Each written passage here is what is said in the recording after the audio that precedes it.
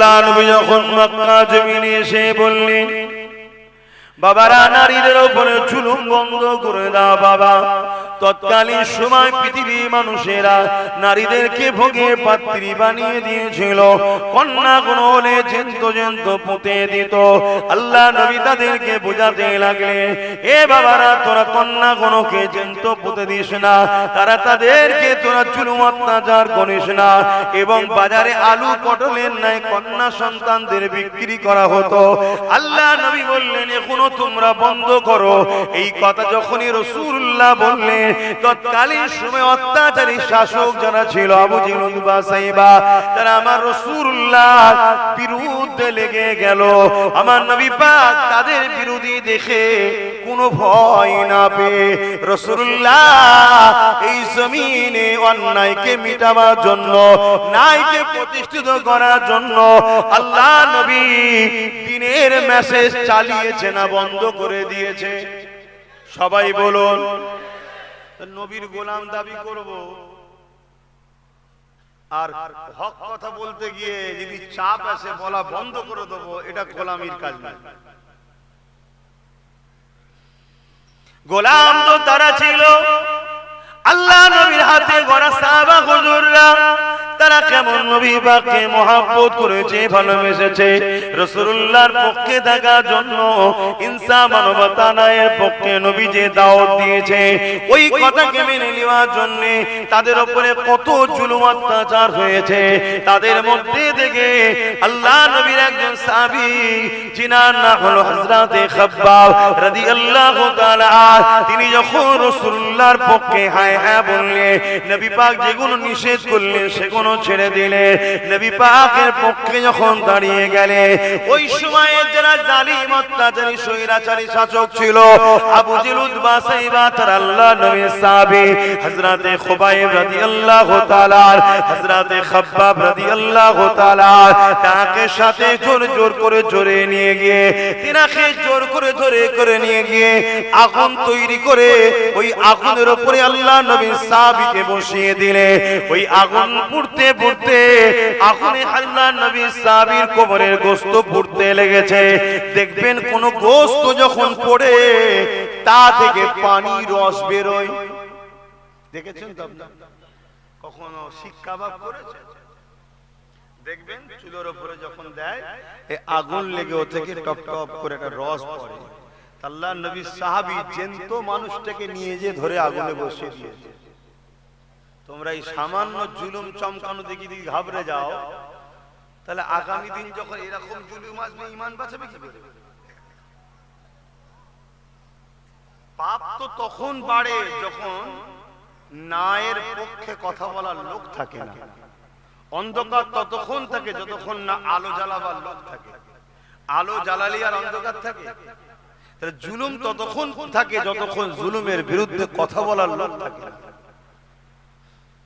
জুলুম যেমন সমাজে অন্যায়, আর ওই জুলুম প্রতিষ্ঠিত হয় যে সমাজে, ওই সমাজে যারা চুপ থাকে তাদেরকেও কিয়ামতের দিন আল্লাহ বুবা শয়তান করে তুলবে। ভাবতে পারছেন কত ভয়ানক বিষয়? তাহলে দুনিয়ায় মার খাবার ভয়ে যদি আব্বাস সিদ্দিকী কথা বলা বন্ধ করে, তাহলে আখিরাতে মার খেতে হবে। আর আখিরাতে শাস্তি বেশি না দুনিয়া শাস্তি বেশি? আরে ওখানে তো মরবে, মরণ হবে, শাস্তি হবে, মরণ হবে না। এখানে সর্বোচ্চ শাস্তি হতে হতে মরণ হয়ে যাবে। তো মরতে তো একদিন না একদিন হবেই। বাবেরা, নওজওয়ানেরা, তরুণেরা মন দিয়ে শোনেন, আল্লাহ নবীর সাহাবী হযরতে খুবাইব, হযরতে খাব্বাব রাদিয়াল্লাহু তাআলা, তিনাকে যখন আগুনের উপরে বসিয়ে দেয়া হলো, ওই আগুন হযরতে খাব্বাব হুজুরের কোমরের গোশতকে পোড়াতে লেগেছে। ওই কোমরের গোশত থেকে পানির নাই টপ টপ করে পানির নাই রস ঝরতে লেগেছে। আগুনটা কিছুক্ষণ পরে বন্ধ হয়ে গেল। আবার জালিমরা আল্লাহ নবীর সাহাবীকে নামিয়ে আবার আগুন ধরালো, আবার তাতে নিয়ে গিয়ে বসিয়ে দিল। ভাবো ভাবো ভাবো, কি জুলুম হয়েছে! তোমার আমার উপরে কিছুই তো হয়নি, আর তোমার আমার উপরে করছে কারা? যাদেরকে তুমি আমি তো সহযোগিতা করে ক্ষমতায় আনি, তারাই তো করে নাকি? আমাদের কাঁধে ভর করে উপরে ওঠে আর আমাদেরকেই জুলুম করে। কি আমার কথাটা কি ভুল হয়ে গেল? বলে হ্যাঁ কি না কিছু বলুন। এই জন্যই তো রাসূলুল্লাহর হাদিস মানতে হয়। এজন্য রাসূল বলল দুনিয়ায় যতদিন বাঁচবে তোমরা কুরাইশের নেতৃত্ব মানবে। রাসূল কেন বলেছে? কিন্তু আজ আমরা কি করছি?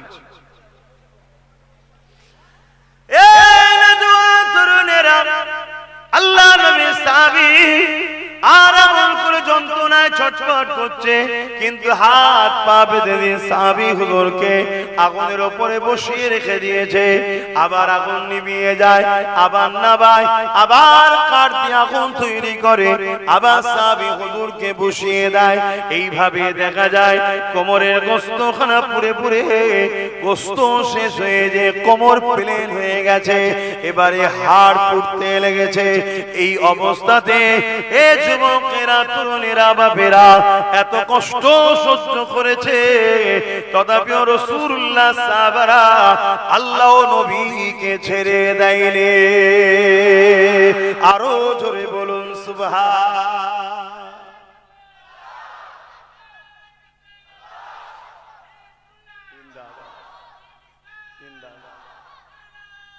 আল্লাহু আকবার। মনে রাখবেন যুগে যুগে দুটো দিক ছিল, আছে, থাকবে। একটা রহমানের দিক, একটা শয়তানের দিক। জুলুমটা হলো শয়তানের দিক, ইনসাফটা হলো রহমানের দিক। অত্যাচার এটা শয়তানের দিক, মানবতাটা হলো রহমানের দিক। এই যুগে যুগে দুটো দিক ছিল। আরেকটা কথা হলো ইবাদত একটা ব্যক্তি জীবনের হয়, নামাজ, রোজা, দাড়ি, টুপি, হজ এটা ব্যক্তি জীবনের ইবাদত। সমাজ জীবনকে নিয়ে রাসূল পাকের যে শিক্ষা, যে মেসেজ, সেই মেসেজ যুগে যুগে নবীরা ছিল জুলুমের বিরুদ্ধে। জোরে বলুন সুবহানাল্লাহ। আমরা কি জুলুমের পক্ষে থাকবো না বিরুদ্ধে? জোরে বলুন। কিন্তু জুলুমের বিরুদ্ধে থাকতে পারবেন তো? অনেক কষ্ট, অনেক কষ্ট। কেন রহমানের রাস্তায় চলা অনেক কষ্ট। তবে হ্যাঁ, কিছুদিন পরে আল্লাহ পরীক্ষা যখন নেওয়া হয়ে যাবে, আপনার উপরে আল্লাহ রহমত দিয়ে ঘিরে দেবে, আর দুনিয়া আখিরাতেও কোনো কষ্ট থাকবে না। জোরে বলুন সুবহান। একটা দিন পর্যন্ত আল্লাহ পরীক্ষা নেন। রহমানের রাস্তায় একটা দিন পর্যন্ত আল্লাহ পরীক্ষা নেবে যে বান্দা আমাকে কতটা ভালোবাসে। আমার আল্লাহ খোদ নিজে জুলুমের বিরুদ্ধে, জালিমের বিরুদ্ধে, আমার আল্লাহ দুঃখী, অসহায়, মজলুমদের পক্ষে। জোরে বলুন সুবহানাল্লাহ। ভালো তারে শুনে জুলুমের বিরুদ্ধে থাকবেন বলছেন। জুলুমের বিরুদ্ধে থাকা এটা নবী আলাইহিস সালামদের সুন্নতের নেকি হবে।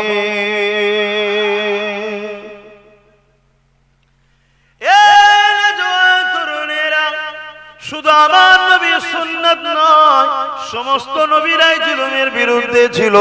মুসা নবীর সুন্নতের সওয়াব হবে, কেন মুসা নবী জালিমের বিরুদ্ধে ছিল। তৎকালীন জালিম যে ছিল তার নাম ফেরাউন, মুসা নবী তার বিরুদ্ধে ছিল। এ যুবকেরা, তরুণেরা, বাপেরা, ইব্রাহিম আলাইহিস সালাম যিনি তোমার আমার আদি পিতা, তোমার আমার মুসলিম জাতির পিতা, সাইয়্যিদুনা ইব্রাহিম আলাইহিস সালাম, তিনিও জুলুমের বিরুদ্ধে ছিলেন। তৎকালীন জালিম ছিল এমন করে নমরুদ, এত বড় জালিম ছিল, পুরো পৃথিবীর হুকুমত আল্লাহ তাকে দিয়েছে। সে নিজে ক্ষমতার জোরে একদিন বলে উঠল, ইব্রাহিম আমি তোমার আল্লাহর সঙ্গে লড়াই করব। কি বলছে? তোমার আল্লাহর সঙ্গে লড়াই করব। অথচ নমরুদকে বানিয়েছে কে? নমরুদকে পাওয়ারে বসিয়েছে কে? আর সে আল্লাহর সঙ্গে দুশ্মনী করছে না করে? সোশ্যাল মিডিয়ায় দেখবেন রিসেন্ট কিছু নামদারি মুনাফিক মুসলমান, যাদেরকে একটা সময় আমি বলেছিলাম এগুলো জাহান্নামের কুকুর। কত মাওলানা বিরোধী করেছিল জাহান্নামের কুকুরদের পক্ষে দাঁড়িয়ে। শুনছেন তো? মানে এক কোয়ালিটি হলে যেমন হয় পক্ষপাতিত্ব করা। শুনছেন? আজকে আবার অনেকে বলছে হ্যাঁ সেদিন আমরা বিরোধী করেছিলাম ঠিকই, কিন্তু এখন দেখছি সত্যি জাহান্নামের কুকুর। যাকে তাকে আল্লাহ বলে ফেলছে, দেখছেন না? মানে ম্যাড হয়ে গেছে, আর কিছুটা বাকি আছে। তবে আল্লাহর কাছে চাই দোদকে দোদকে যেন মরে। কেন প্রচুর মানুষের ঘর ভেঙেছে, প্রচুর মানুষকে কাঁদিয়েছে, প্রচুর ঘর উজাড় করেছে, ছোট্ট ছোট্ট বাচ্চাদেরকে ক্ষুধার্ত রেখেছে। বুঝতে পারছেন তো? এই ইশারা দিলে সব ধরে নেয়। কেন স্যাম্পল তো সব লোক বোঝে না। তাহলে আজকে আপনারা কি বলছেন? আব্বাস সিদ্দিকী বিগত দিন যা বলেছিল ভুল করেছিল নাকি? এটা আওয়াজ দিয়ে বলেন না। ওয়াম্মা বিনিআমাতি রাব্বিকা ফাহাদ্দিস, অহংকার না, আল্লাহ শুকরিয়া আদায় করে বলছি, আল্লাহ শুকরিয়া আদায় করে বলছি। যাকে তাকে জাতা লকাব দিই না, যার যেটা পাওনা তাকে সেটাই দেয়। আগে আগে দেখেন না আরো কত কি হয়। শুনছো ভাইরা? দেখে শুনে কাজ করো। এই নওজোয়ান তরুণেরা জুলুমের বিরুদ্ধে থাকবেন বললেন, কিন্তু জুলুমের বিরোধী থাকা অত সহজ নয়। কেননা জালিমদের তিনটে পন্থা রয়েছে। প্রথম নম্বর পন্থা হলো জালিমরা আপনাকে ধন দৌলত পদের লোভ দেবে। যদি আপনি ধন দৌলত পদের লোভে না আসেন, জালিমরা আপনাকে দ্বিতীয় নম্বর অপশন, আপনাকে রমণী দেবে, নারী দেবে। তাতেও যদি আপনি না বিক্রি হয়, 3 নম্বর অপশন হলো জালিমরা আপনাকে জানে মেরে দিবার চেষ্টা করবে। কিন্তু জালিমদের হাতে আল্লাহ তো মওতের টেন্ডার দেয়নি। মওত হবার কি হবে না, এর ফয়সালা জিনার হাতে আছে। তিনি কে? আগে দুটো যদি সামলাতে পারেন, 3 নম্বরটা নিয়ে টেনশন নাই। কিন্তু আগে দুটোটা ভয়ঙ্কর। আপনাকে টাকা দেবে, পদ দেবে, আয়। আমার অনেক ভাইয়েরা পদের লোভে চলে যাচ্ছে না। এই এলাকার একটা ছেলে চলে গেল, খবর পেয়েছি। ওর কপাল ফাটা। আল্লাহর জাত পাকের কসম করে বলছি, যদি বেঁচে থাকি, তোমরাও যদি বেঁচে থাকো, ওর কুকুরের দশা হবে। দেখে নিও, তুমি মিলে দেখে। আমরা জুলুম করব না, আল্লাহর পক্ষ থেকে ধ্বংস হয়ে যাবে।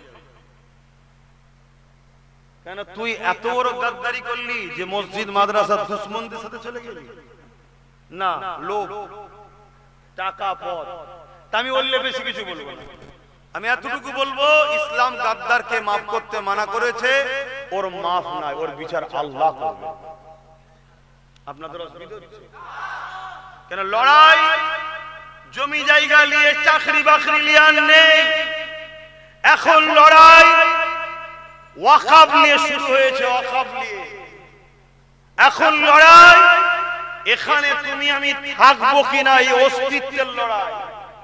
কথা বুঝে আসছে? এখানে আর গাদ্দারদের মাপ নাই। চাকরি দেয়নি, জমি নিয়েছে, চলো দুনিয়ার ব্যাপার, দুনিয়ার ব্যাপার, তবুও চলো মাফ করে দেয়া যায়। কিন্তু আজকে যারা আমার মসজিদ, মাদ্রাসা, কবরস্থান, ঈদগাহ, খানকাকে মিটাতে চাইছে, আজকে যারা আমার কওমকে টার্গেট করে করে তাদের নাগরিকত্ব করে নেবার প্ল্যান করছে, সেই দল, সেই গাদ্দারদের সঙ্গে যারা সাথ দেবে, তাদের মাপ আছে মনে হয়? বলো না, আমার কথাই তোমরা কষ্ট পেচ্ছ? তাহলে একটু হ্যাঁ কি না খুলে বলো, মাপ করার জায়গা আছে। আল্লাহ বিচার করবে। কথা বুঝে আসছে? সম্মানে তো লোক তোকে চোর, ডাকাত, খুনি বলে চিনতো। একটু পরিবর্তন যেই হয়েছিল, আমার সহবতে এসে লোক একটু সম্মান দিত। কি বলছি নাকি? জাগা নওজওয়ানেরা, আল্লাহ পাক রব্বুল আলামিন তোমাকে আমাকে পরীক্ষা নেবে, জুলুমের বিরুদ্ধে থাকবে বলছো, কিন্তু জালিমরা তোমাকে আমাকে ধন দৌলতের লোভ দেবে, জালিমরা তোমাকে আমাকে এমন করে পদের লোভ দেবে, জালিমরা তোমাকে আমাকে মেরে ফেলার হুমকি দেবে, জালিমরা তোমাকে আমাকে নানা রকম চক্রান্ত করে খরিদ করার চেষ্টা করবে। যেমন আব্বা জান ইব্রাহিম আলাইহিস সালামকে জালিম নমরুদ বলেছিল, এই ইব্রাহিম কেন তুমি আমার বিরোধী করো, আমি পুরো পৃথিবীর রাজা, তুমি একটা অংশ নিয়ে নাও, ওখানে রাজত্ব করো, আনন্দ ফুর্তিতে কাটাও, নারী থেকে শুরু করে যা খুশি তুমি পেয়ে যাবে। আব্বা জান ইব্রাহিম সাল্লাম কি উত্তর দিয়েছিল, এই জালিম নমরুদ শুনে রেখে দে, এই কুল কায়নাতের মালিক যিনি, সেই আল্লাহর আমি দাস, নিজেকে গর্ব করি, আমি আল্লাহর দাস, এটাই আমার সবথেকে বড় গর্ব। তোকে আল্লাহ রাজত্ব দিয়েছে পরীক্ষা নিবার জন্য, তুই কিন্তু রাজত্ব পেয়ে আল্লাহর বিরুদ্ধে চলে গেলি, আল্লাহর সঙ্গে যুদ্ধ করবি বলছিস। তো যাক, ইব্রাহিম সাল্লামকে কত পরীক্ষা লিয়া হয়েছে, কখনো সন্তানের পরীক্ষা, কখনো ধন দৌলতের পরীক্ষা, শত শেষে আব্বা জান ইব্রাহিম আলাইহিস সালামকে নমরুদ বিশাল আগুন তৈরি করে ওই আগুনে ফেলে পরীক্ষা নিচ্ছে না। আব্বা কি আগুনের ভয়ে ইব্রাহিম সাল্লাম কি নমরুদের দিকে চলে গেছিল?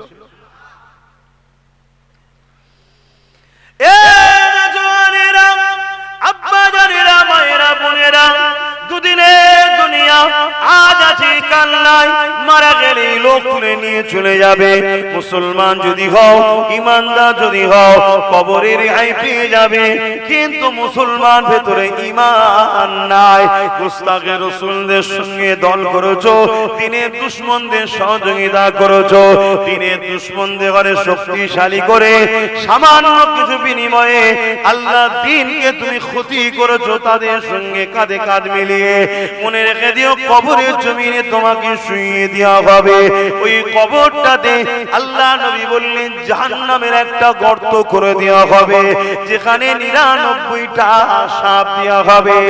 এই যুবক, আজ বললে কাল দুদিন তোমাকে কবরে চলে যেতে হবে, তোমার টাকা পয়সা, ধন দৌলত, তোমার গাড়ি বাড়ি, ছেলে পুলে, স্বামী স্ত্রী সব তোমাকে ভুলে যাবে। এই কবরের কথা স্মরণ করে রেখো, পাশাপাশি ময়দানে মাশরের কথা স্মরণ করে রেখো, যেদিন আল্লাহ পাক হযরত জিবরাইল আলাইহিস সালামকে বলবে, হে জিবরাইল, জাহান্নামকে নিয়ে এসে আমার আরশের বাপাশে বেঁধে দাও, জাহান্নামকে নিয়ে এসে আরশের বাপাশে বেঁধে দেওয়া হবে, জাহান্নামকে 70,000 জিঞ্জির দিয়ে বাঁধা হবে।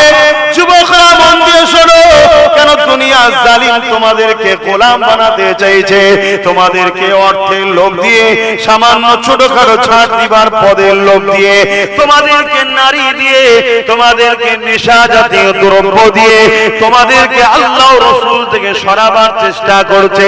কেননা তোমরা যতদিন আল্লাহ রাসূলের পক্ষে থাকবে, এই দুনিয়ার জমিনে যত বড় পাওয়ার থাকো না কেন, ইসলামকে তারা কিছুই করতে পারবে না।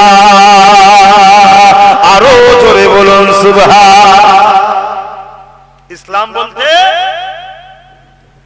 বলুন, আমরা তো মনে করি নামাজ, রোজা, দাড়ি, টুপি, হজ, যাকাত এইটুকু না।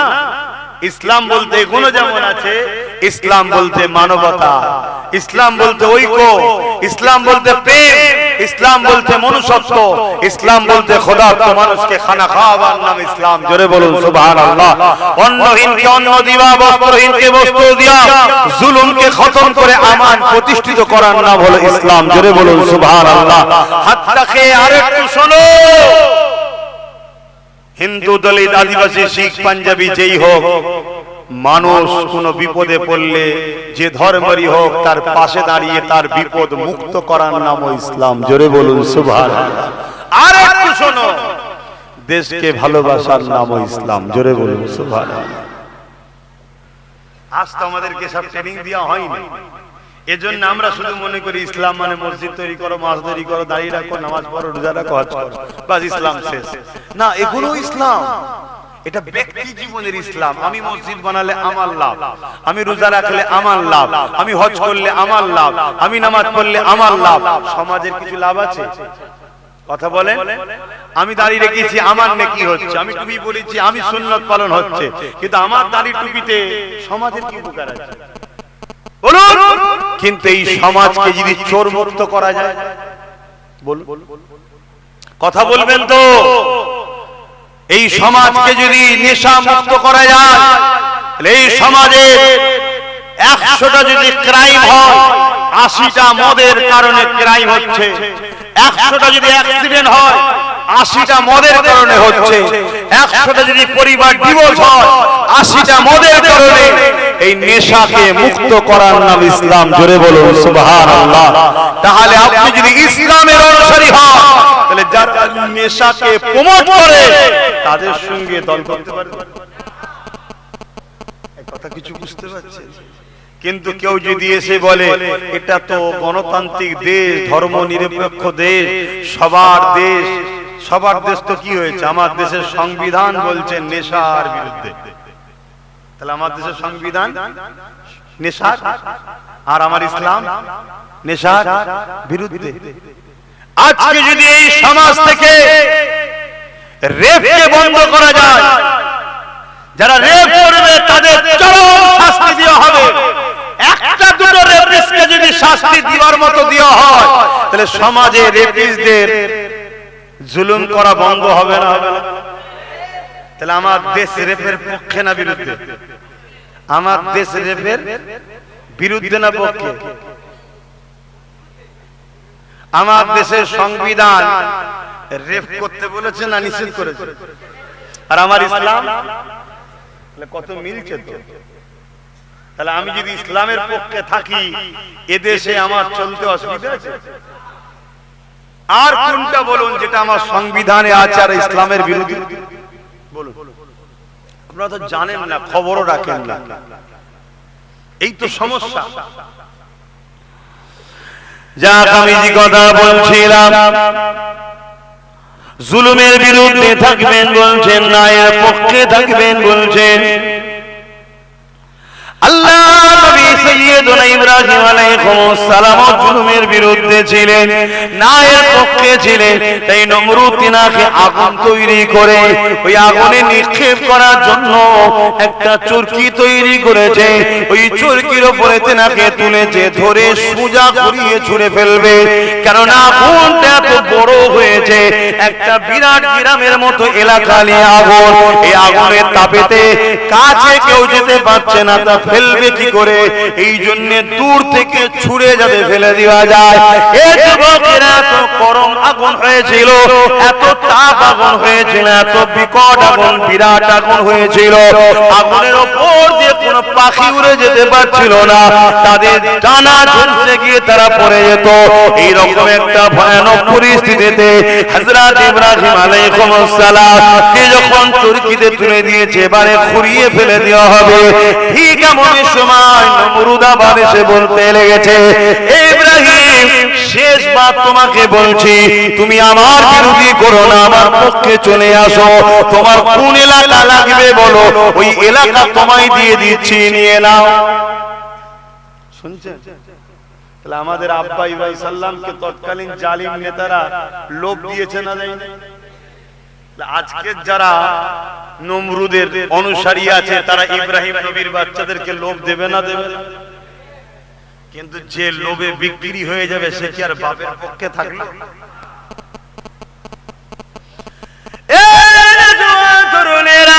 হযরত ইব্রাহিম আলাইহিস সালাম এক কথা বলে দিলেন, এ নমরুদ, তুই যতই চেষ্টা করিস না কেন, আমার দিল থেকে আল্লাহর ভয়, আল্লাহর ভালোবাসা ছাড়া অন্য কিছুই তুই পাবি না।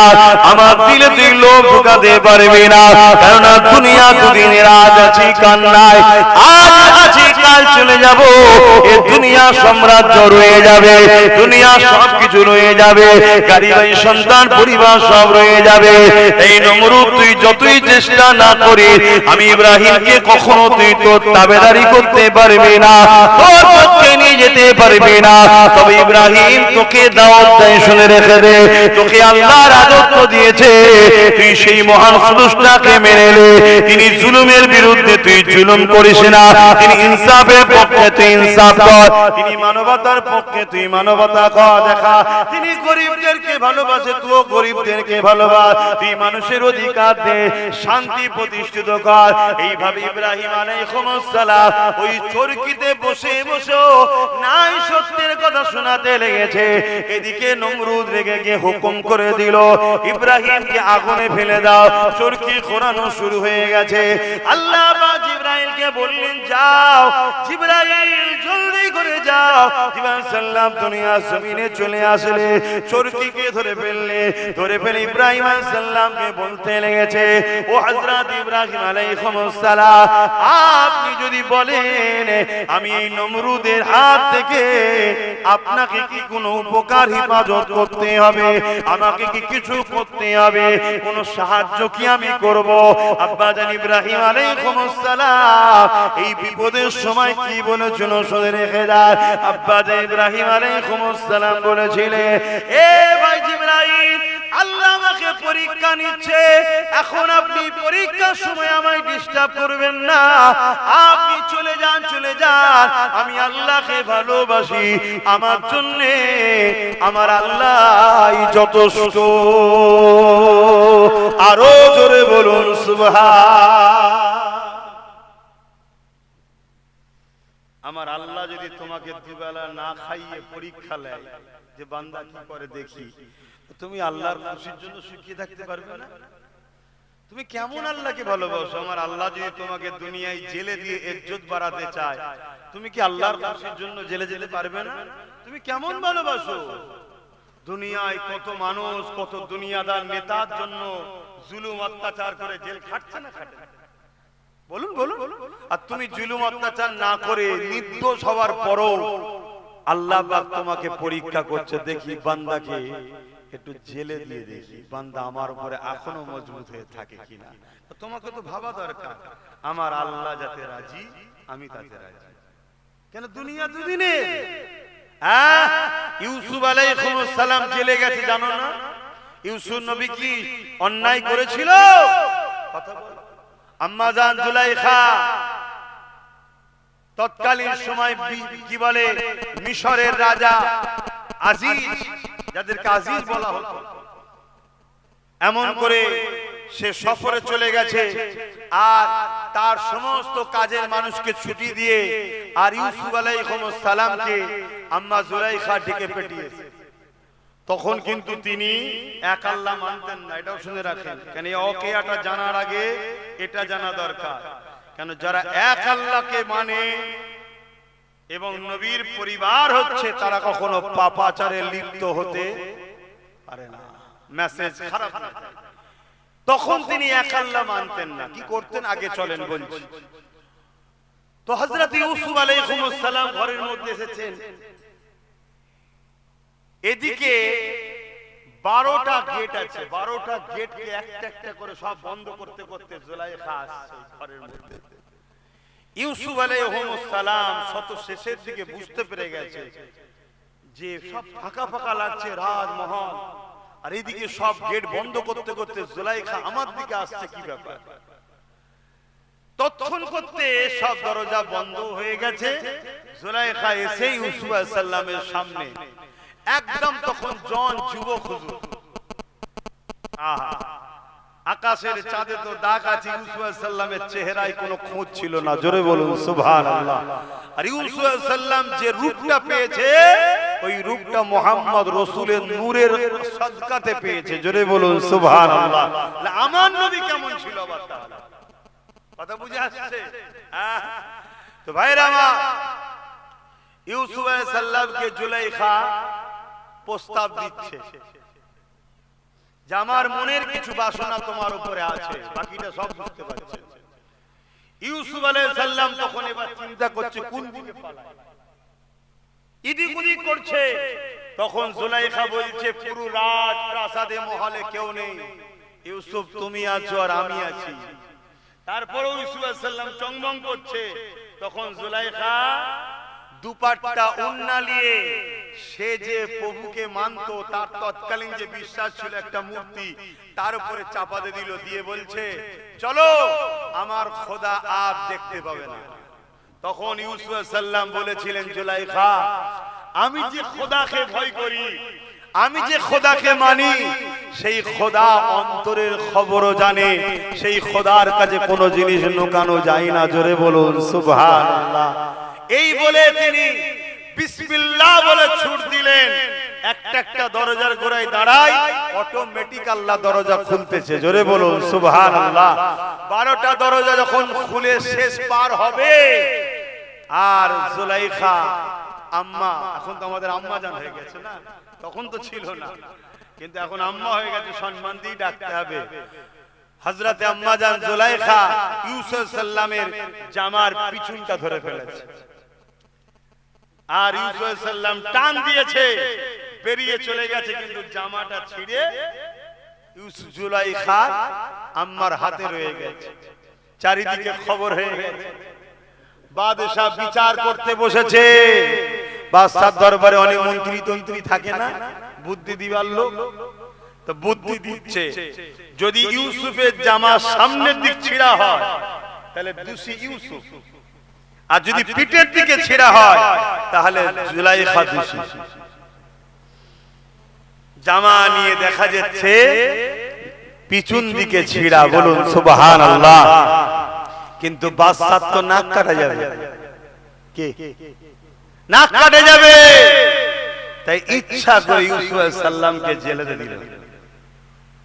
কথা বুঝা আসছে? দোষ করে গেল না নির্দোষ? তুমি যদি নির্দোষ হওয়ার পরও জেলে যাও, তোমার তো মনে রাখা দরকার আল্লাহ আমার দ্বারা ইউসুফ নবীর সুন্নতের পালনটা করিয়ে নিল। জোরে বলুন সুবহানাল্লাহ। এতে মন খারাপ করার কিছু নেই তো। শুনছেন হ্যাঁ, কি কত নিয়োগ নির্দোষ জেলে যাচ্ছে না যায়নি? হ্যাঁ, যেমন আমার ভাই নওশাদ ওয়াকাফ আন্দোলন করতে গিয়ে জেলে গেল না গেল না? এই রাজ্য সরকার জেলে দিয়েছিল। তার আগে 42 দিন জেলে ছিল না ছিল না? কোর্ট থেকে কি প্রমাণ হলো? নির্দোষ, কোনো কিছু করেনি। ঠিক না বেঠি? হ্যাঁ।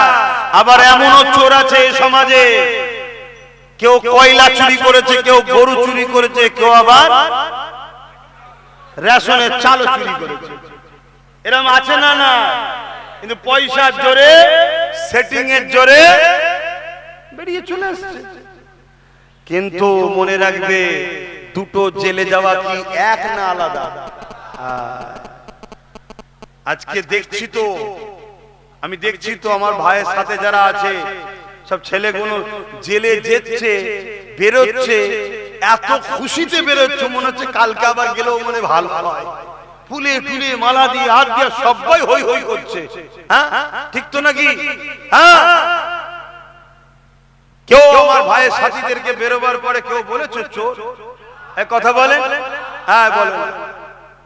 এখন নতুন করে একটা কি স্লোগান হচ্ছে বিরক্ত করার জন্য, ঝগড়া করে।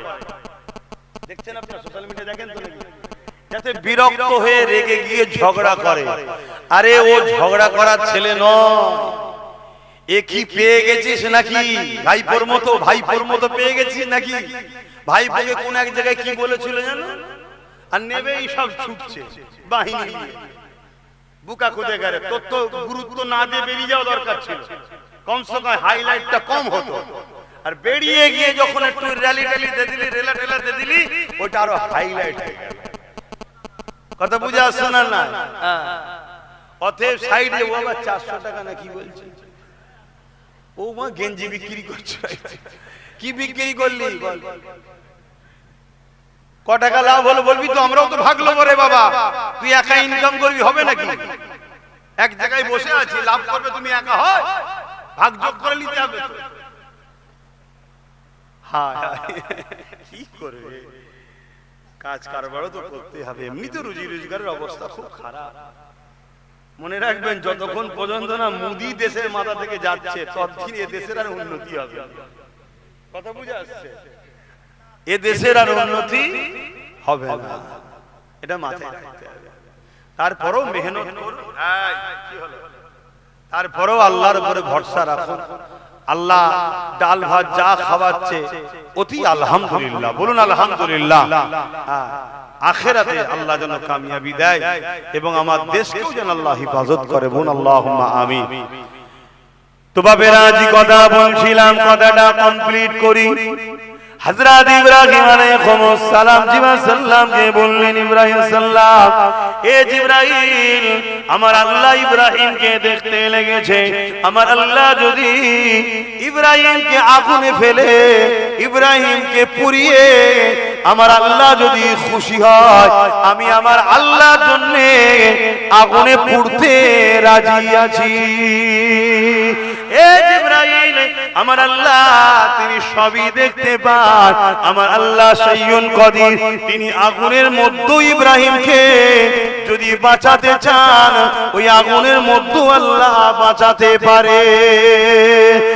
আর আল্লাহ যদি ইব্রাহিমের ঈমানের পরীক্ষা নেন, ইব্রাহিম কতটা ভালোবাসে, এ জিবরাইল শুনে রেখে দাও, আমি একবার নয় হাজার বার যদি আল্লাহ জান ফিরিয়ে দেয়, আমি হাজার বার আগুনে পুড়িয়ে প্রমাণ করে দেব আল্লাহ আমার জীবনের থেকে আমি আপনাকে বেশি ভালোবাসি। আরো জোরে বলুন সুবহান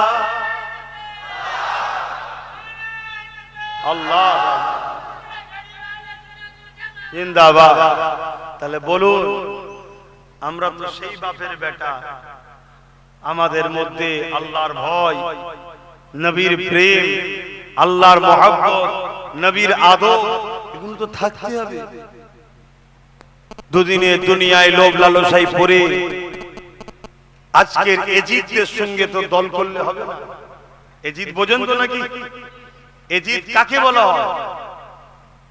একটা ব্যক্তির নাম ঠিকই, কিন্তু সমাজের মুখে এজিদ বলতে কি বুঝায়?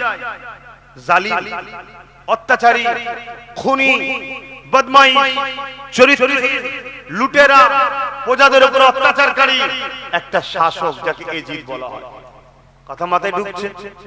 তাহলে আজকেও যদি কেউ এরকম বদমাইশ, অত্যাচারী, লুটেরা, জালিম থাকে, তার সঙ্গে সাথ দিয়া নিজেদের ঘরে হোসাইনি দাবি করলে এর চেয়ে বড় ধোঁকার কি হতে পারে? সেদিনও তো ইমামে হোসাইন পাককে এজিদ বলেছিল, হোসাইন মক্কা মদিনা আপনি নিয়ে এলেন, শুনছেন তো নাকি? মক্কা মদিনা আপনি নিয়ে এলেন, আপনি মক্কা মদিনা চালান, আমার বিরোধী করেন না, আপনি আমাকে অ্যাকসেপ্ট করেন। আপনি যদি আমাকে মেনে নেন, আপনার ভালোবাসার মানুষগুলো আমাকে মেনে নেবে। আপনি মক্কা মদিনা চালান, আমি কিচ্ছু বলবো না, আপনি আপনার মতো করে চালাবেন, কিন্তু বাকি জায়গায় রাজত্ব আমাকে করতে দেন। হযরতে ইমামে হোসাইন পাক কি বলেছিলেন? যে আমি রাজত্বের লোভে তোমার বিরোধী করছি না। তুমি যদি সভ্য, ভদ্র, নম্র হতে, তুমি যদি ইনসাফ পরায়ণ হতে, ন্যায় পরায়ণ হতে, তাহলে আমি তোমার বিরোধী করতাম না। তুমি জালিম, তুমি অত্যাচারী, তুমি নবী মুহাম্মদ সাল্লাল্লাহু আলাইহি ওয়াসাল্লামের দ্বীনের বিরোধী, তাই তোমার সঙ্গে আমি হোসাইন কখনো হাত মিলাতে, জোরে বলে, পারি না। তা আজকেও যদি নবীর দ্বীনের কেউ বিরোধী থাকে, তার সাথে কখনো আমরা হোসাইনিরা হাত মিলাতে পারবো? আজকেও আব্বাস সিদ্দিকী যে বিরোধী করছে, এই বিরোধীতে আব্বাস সিদ্দিকী কোন গদি নেবে, আব্বাস সিদ্দিকী কোন পদে বসবে, আব্বাস সিদ্দিকী কোন নেতা হবে, এ স্বপ্ন আমার নাই।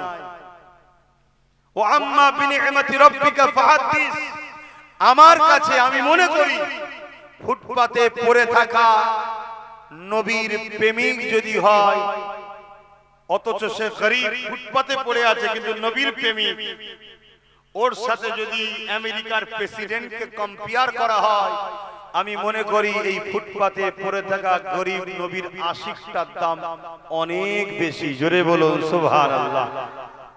শুনছেন? এটা আমার আকীদা, এটা আমার বিশ্বাস, এটা আমার মেন্টালিটি।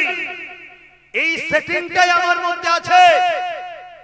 কেন দুনিয়া দুদিনের, আমেরিকাতে কত রাজা এসেছে, কত মহারাজা চলে গেছে, আর সব গিয়ে জাহান্নামে ভিড় করছে, কিন্তু ফুটপাতে পড়ে থাকা ওই নবীর আশিকটাও যাবে জান্নাতে গিয়ে ভিড় করবে। জোরে বলুন সুবহানাল্লাহ।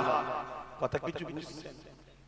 তা আমার সঙ্গে যদি আপনাদের মতের মিল খায় তাহলে আমার কথা আপনাদের ভালো লাগবে, আর যদি আপনার সঙ্গে আমার মতের মিল না খায় তাহলে আমার কথা আপনার ভালো লাগবে না। আপনার ভালো লাগবে দূর বাবু সব ছাড়ো তো, 10 তলা বাড়ি হলে ভালো হয়, ও তাতে লোকে ঝাড়া হোক, এতিমের মারা হোক, ভাই বোনের হক মেরে লিয়া হোক, যা হয় হোক, তাতে মসজিদ বিক্রি করতেই করে দে, মাদ্রাসা বিক্রি হতেই করতে দে, যা খুশি করে দিকে যা, তাহলে আমার সঙ্গে আপনার মতের কিন্তু মিল খাবে না। আমি কি বলছি বুঝছেন? তাহলে আপনি আমার বিরুদ্ধেই বলবেন, এটা স্বাভাবিক। কেন? আপনি আখিরাতের বিশ্বাসী নয়, আপনি কবরের বিশ্বাসী নয়, আপনি জান্নাত জাহান্নাম আছে বিশ্বাস করেন না। আর আপনি যদি বিশ্বাস করেন তাহলে আপনার সঙ্গে আমার মতের মিল খাবে। কেন? এটা দুনিয়া পরীক্ষার জায়গা, এখানে আল্লাহ পরীক্ষা নেবে। আল্লাহ ছাড় দিয়েছে বলে মনে করবেন না যে ছেড়ে দিয়েছে আল্লাহ। ইতিহাসকে জানতে হবে। অনেক কষ্ট করার পর তোমাদের এই পশ্চিম বাংলা দেগঙ্গাতে ইসলাম এসেছে। অনেক কষ্ট করার পর মসজিদ এসেছে, মাদ্রাসা এসেছে, দাড়ি টুপি এসেছে। আজকে তুমি মুসলিম দাবি করে মুনাফিক গাদ্দারি করে মসজিদ মাদ্রাসাকে যারা মিটাচ্ছে তাদেরকে শক্তিশালী করবে। তোমার মতো নেমো খারাম গাদ্দার আর কি হতে পারে? কথা বুঝছেন না? একটা লোক বিগত দিন কারো সঙ্গে মিশেছিল, আজকে আল্লাহ তার কপাল ভালো করেছে, আমি মনে করি তার কপাল ভালো, সে পরিবর্তন হয়ে মসজিদ মাদ্রাসার দুশমনদের ঘরে ছেড়ে ন্যায়ের পক্ষে এসেছে। কথা বুঝে আসছে? আজকে তাকে যদি তুমি গাদ্দার বলো, কোথায় লাগলো? আমটা তোকেই পছন্দ করলো? এতগুলো মাথা পাকা পাকা থাকার পরও ওকে জিজ্ঞেস করো কিছু লাগছে কি?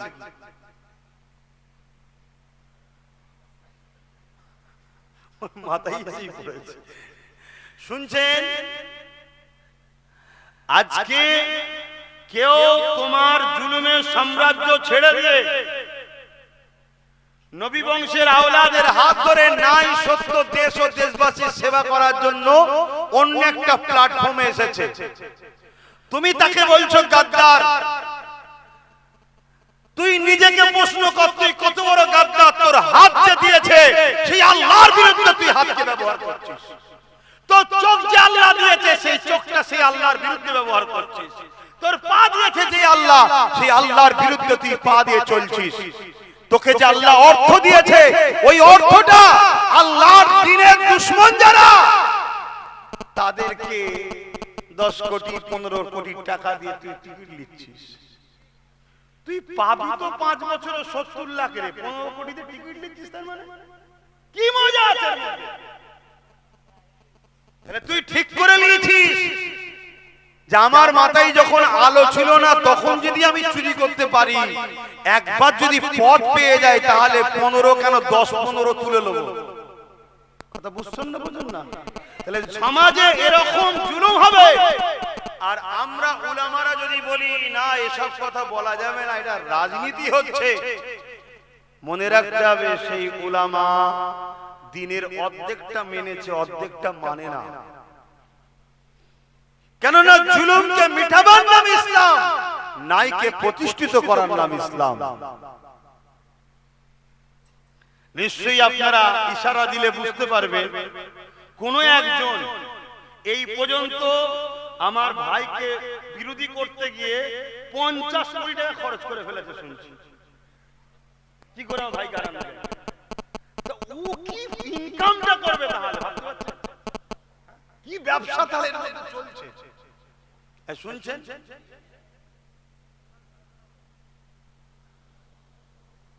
তাহলে এই জায়গায় আমাদের মতো লোক যদি ভালো ভালো লোককে দেখে আস্তে আস্তে না নিয়ে আসে তাহলে সমাজের মানুষ নিরাপদে থাকবে।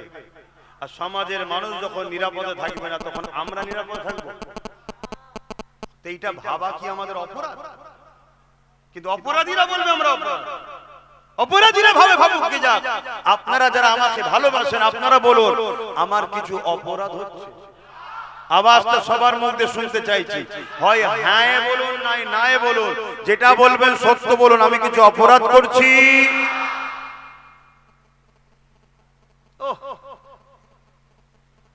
আল্লাহ নবী দিনের জন্য এমনও দিন গেছে, আল্লাহ নবী পেটে পাথর পর্যন্ত বেঁধে কাটিয়েছে।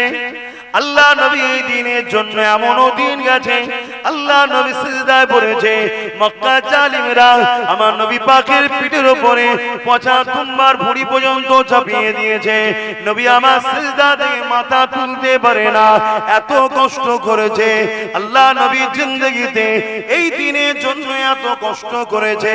আল্লাহ নবী যখন তায়েফের জমিনে গেছে, তায়েফে মানুষেরা আমার নবী পাকের উপরে জুলুম অত্যাচার করেছে। আল্লাহ নবীকে পাথর নিক্ষেপ করেছে, ওই পাথর লেগে আমার নবী পাকের শরীর থেকে রক্ত ঝরে ঝরে পড়েছে। এ উম্মতে মুহাম্মাদি, তোমার পরনায় প্যান্ট শার্ট গেঞ্জি রয়েছে, মুখে দাড়ি রাখোনি, তুমি গুনাহগার পাপ কাজ করছো, কিন্তু কাল তুমি পরিবর্তন হবার রাস্তা খোলা আছে। যদি তোমার অন্তরে নবীর প্রেম থাকে কাল তোমার পরিবর্তনের চান্স রয়েছে। আর যদি নবীর প্রেম না থাকে তোমার পরিবর্তনের কোনো চান্স নাই। এই যুবকেরা শুনে রেখে দাও, আল্লাহ নবী কত কষ্ট করেছে এই দিনের জন্য। আল্লাহ নবী নূর নবী দয়ার নবী তায়েফের জমিনে রক্তাক্ত হয়ে অজ্ঞান হয়ে পড়ে গেলে এই দিনের জন্য। আল্লাহ নবী যখন উহুদের ময়দানে গেছে, জালিমদের পাথরের আঘাতে আল্লাহ নবী দান্দা মোবারক শহীদ হয়ে গেছে। ভেবে দেখো এই দিনের জন্য আল্লাহ নবী নিজের মাতৃভূমি মক্কা থেকে হিজরত করে ইয়াসরিব মদিনাতে চলে যেতে হয়েছে। এই দিনের জন্য আল্লাহ নবীকে পাহাড়ে গিয়ে গাছের পাতা ফলমূল খেয়ে মাসকে মাস থাকতে হয়েছে। আজকের দিনে কোন এক শক্তি পাওয়ারের জোরে আমার মসজিদ, আমার মাদ্রাসা, আমার কবরস্থান, আমার ঈদগাহকে ভেঙে দিতে চাইবে। আর সেই শক্তিকে এই বাংলায় কেউ সহযোগিতা করবে, এই দুই শক্তি মসজিদ মাদ্রাসা দ্বীন ইসলামের দুশমন হবে। আর তুমি আমি যদি এই মাদ্রাসা মসজিদ দ্বীনের দুশমনকে সাথ দিই, মনে রেখে দিও আল্লাহ নবীর হাদিসটা মনে রেখে দেবে। প্রায় জায়গায় বলেছি, আজও বলে দিচ্ছি, কোন মুসলমান যদি জালিমকে জালিম জানার পরও শক্তিশালী করার জন্য ওই জালিমের সাথ দেয়, ওই মুসলমানটা ইসলাম থেকে বেরিয়ে যাবে। শুনছেন? তাহলে আজকে রাসূল কত কষ্ট করলে এই দিনের জন্য, এই কোরআনকে মিটাবার জন্য কত চেষ্টা হয়েছে। এই ভারতবর্ষে হতভাগা আকবর দ্বীনে ইলাহি বার করেছিল কোরআনকে মুছে দেবে বলে। এই কোরআনকে কত দেশে পুরাবার পর্যন্ত চক্রান্ত হচ্ছে না।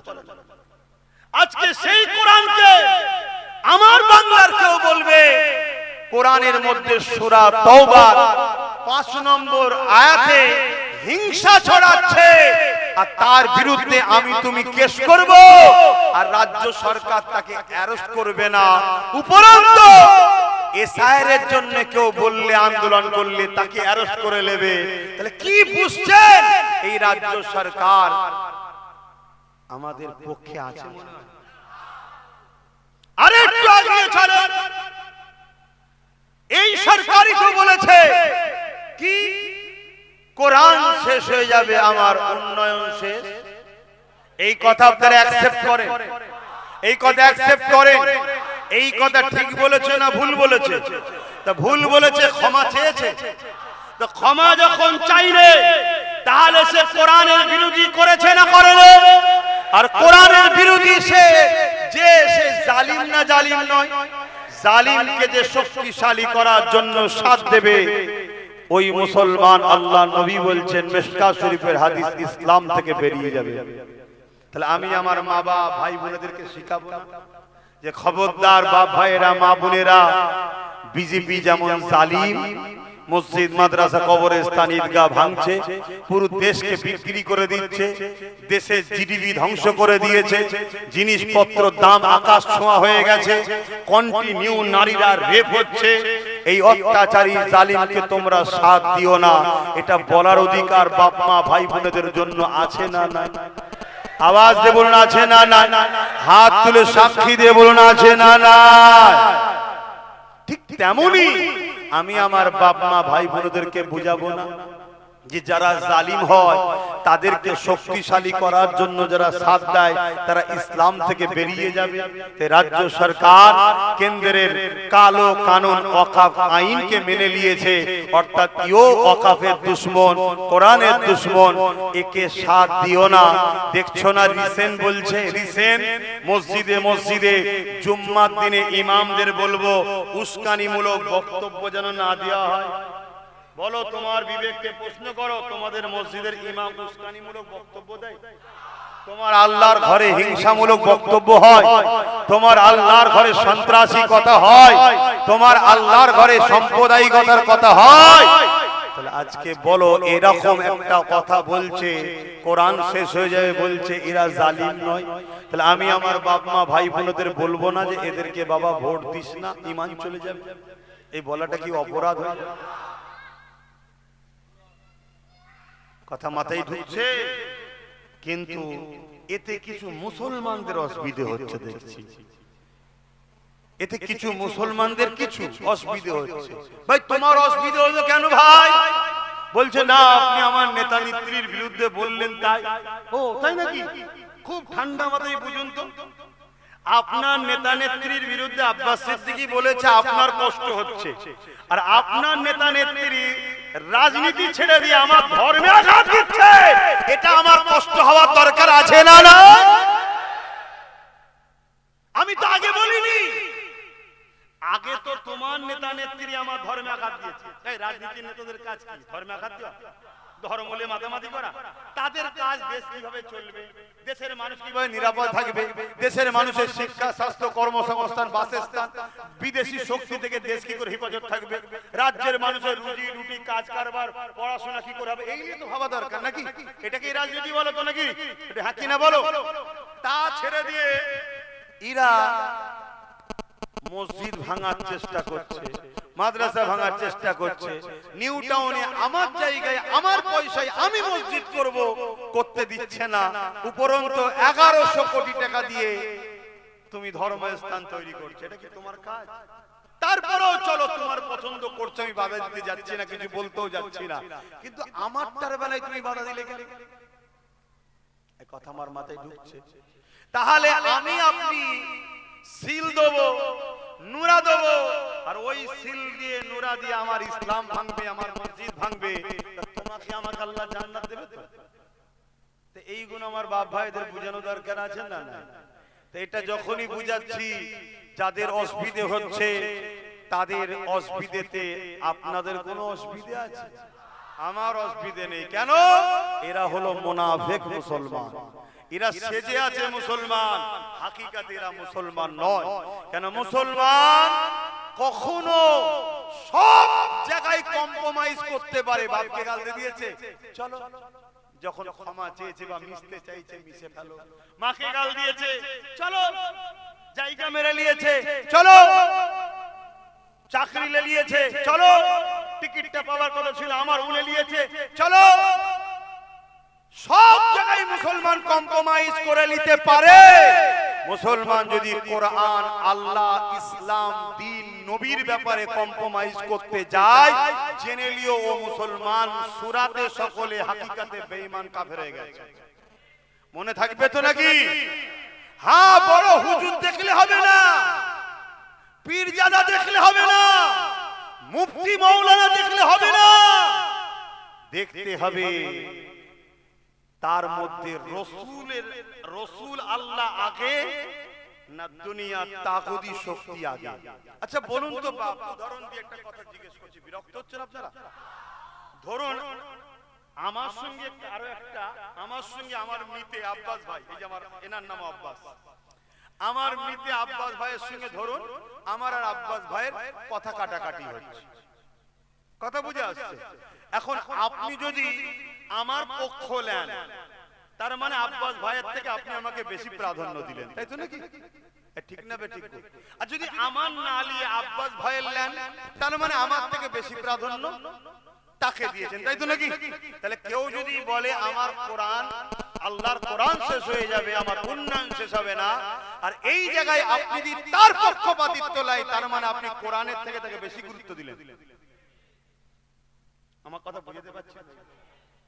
ধরুন বাপ আর মা সংসার জীবনে কথা কাটাকাটি হয় না, হয় না? ধরুন কোন কারণে কথা কাটাকাটি হচ্ছে, আর ছেলে বাপের পক্ষ নিল, তার মানে কি মায়ের থেকে ছেলে বাপকে বেশি গুরুত্ব দিয়েছে। আর ধরুন মায়ের পক্ষ নিল, তার মানে বাপের থেকে মায়ের গুরুত্ব বেশি নিয়েছে। এই জায়গায় কেউ আমার মসজিদ মাদ্রাসা ভাঙতে চাইছে, আপনি সেই জায়গাতে তার বিরোধী না করে তার পক্ষ নিয়েছেন, তাকে সাপোর্ট করছেন, তাকে শক্তিশালী করছেন, তার মানে এটা প্রমাণ হলো আপনার কাছে মসজিদ মাদ্রাসা থেকেও এই মসজিদ মাদ্রাসা দুশমনদের গদি বাঁচানোটা আগে। কি গো, ঠিক বলছি তো নাকি? যারা মসজিদ মাদ্রাসা ধ্বংস হয় হয়ে যাও, কবরস্থান চলে যায় চলে যাও, বাপ দাদার কবরের উপর সিনেমা হয় হয়ে যাও, আমার দুনিয়ার জালিম নেতার গদি না চলে যায়, এই রকম মেন্টালিটি নিয়ে যে মুসলমান মসজিদ মাদ্রাসাতে পক্ষে না দাঁড়িয়ে মসজিদ মাদ্রাসার দুশমনের পক্ষে দাঁড়াবে, আপনার ঈমান কি বলছে? ইসলাম তো বলছে তার ঈমান নেই, আপনার কি মনে হচ্ছে থাকবে? আমি আপনাকে বলবো, লোভ করবেন না, সাবধান হও, কামানোর শখ মিটে যাবে, কামানোর শখ মিটে যাবে, চোখ চেয়ে থাকবেন, জান বেরিয়ে চলে যাবে, কি করে গেল বুঝতেও পারবেন না। শুনছেন তো? শুধু একটা পট করে আওয়াজ হবে, পায়খানার রাস্তাতে নাড়ি ঘুরি বেরিয়ে একদিকে, মগজ একদিকে, আর একদিকে গোসলটা দিবারও ব্যবস্থা থাকবে। এরকম মরণ দেখেছেন না? দেখেন নি? তুমি ইসলামের বিরোধী হয়ে যাচ্ছ, তুমি হুঁশ করে কাজ করো। এখন লড়াই আর শুধু রুজি রুটিতে নেই, এখন লড়াই স্বাস্থ্য চাকরিতে শুধু আর নেই, এখন লড়াই আমার ওয়াকাফকে বাঁচাবারও লড়াই, ঠিক না বেটি?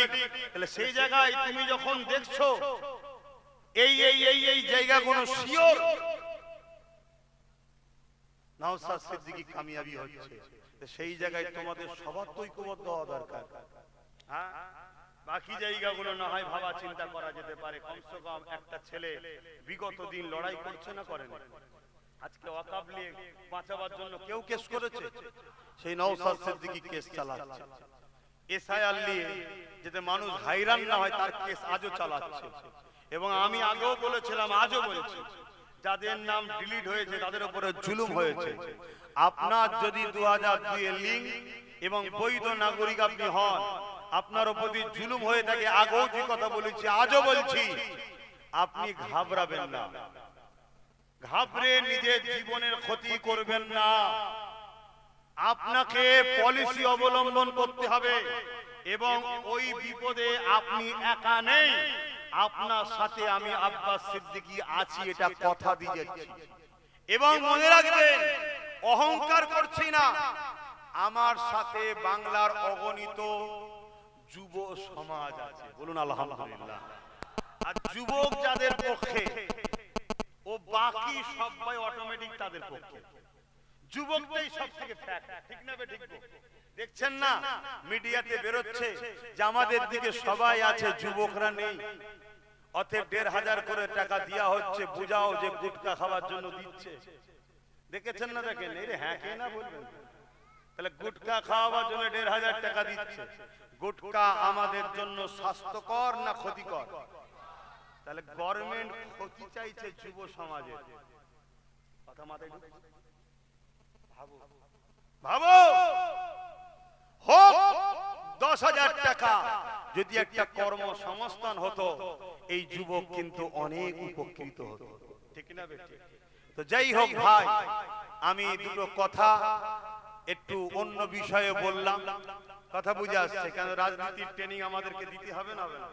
কথা বলে না, ওই বললাম তো মসজিদ মাদ্রাসা দুশমনের সঙ্গে সাথে দেবে, 1000 টাকা লিখে ইসলাম থেকে গেল। তো এটা ট্রেনিং দেবো না বাপ ভাইদেরকে? এই জন্য দিলাম। যদি আপনার মনে হয় যে আপনার কথা রেখে দিকে যান, তা রেখে দেন, অসুবিধা নেই। আল্লাহ রসুল বলেছেন ঈমান আছে না নাই আপনি বুঝবেন কি করে? আপনি আপনি আপনি আপনি আপনি যে যার মতো বুঝবেন কি করে আপনার ঈমান আছে না নাই? এই ঈমান দেখা যায়, তা আছে না নাই বুঝবেন কি করে? আল্লাহ রসুল বলেছেন কেউ যদি ভুল করে আর তাকে যদি তার ভুলটা কেউ ধরিয়ে দেয় যে ভাই এটা ভুল, তুমি মসজিদ মাদ্রাসার বিরোধী করুনি, ওয়াকাবের দুশমনদের সাথ দিওনি, শুনছেন? এটা শোনার পরে সে যদি অনুতপ্ত হয় যে হ্যাঁ ভাই আমি ভুল করছি, আমি ভুল করে ফেলেছিলাম, এই অনুতপ্ত তার মধ্যে যদি থাকে, জানবেন তার মধ্যে রাসূল বলছেন ঈমান আছে। জোরে বলুন সুবহানাল্লাহ। আমি এই বিষয়টা উদাহরণ দিলাম, কিন্তু আরো বিষয়, কোন ছেলে হয়তো সিনেমা দেখেছে, তাকে বলা হলে তুমি সিনেমা দেখছো এটা গুনার কাজ, অন্যায় কাজ, সে যদি বলে হ্যাঁ ভাই আমি সত্যি ভুল করে ফেলেছি, তওবা করছি, আল্লাহ মাফ করুন, শুনছেন? আল্লাহ রাসূল বলছে গুনাহগার, কিন্তু ওর মধ্যে ঈমান আছে। দ্বিতীয় রাসূল বললেন যার মধ্যে তিনটে লক্ষণ নেই, তিনটের মধ্যে কোনো একটা লক্ষণ যার মধ্যে পাওয়া যাবে না, তার মধ্যে ঈমান নেই। নাম্বার 1, অন্যায় দেখলে হাত দিয়ে রুখতে হবে। অন্যায় দেখলে হাত দিয়ে রুখতে হবে। যদি হাত দিয়ে রুখতে না পারো, মুখ দিয়ে প্রতিবাদ করতে হবে। মুখ দিয়ে প্রতিবাদ করার লক্ষণ যদি না পাওয়া যায়, অন্তর থেকে ঘৃণা করে দূরে সরে যেতে হবে। যদি এই লক্ষণটাও না থাকে, তার মধ্যে ঈমান, জোরে বলেন, জোরে বলেন। তাহলে কেউ যদি বলে মাদ্রাসা আর বাচ্চাদেরকে মিড ডে মিল দেবো না, কুকুরের বাচ্চাদের, রাস্তার পথচারী কুকুরের বাচ্চাদেরকে দেবো, এ কি আমার মাদ্রাসার বাচ্চাদের অপমান করলো না? এটা নাই না অন্যায়?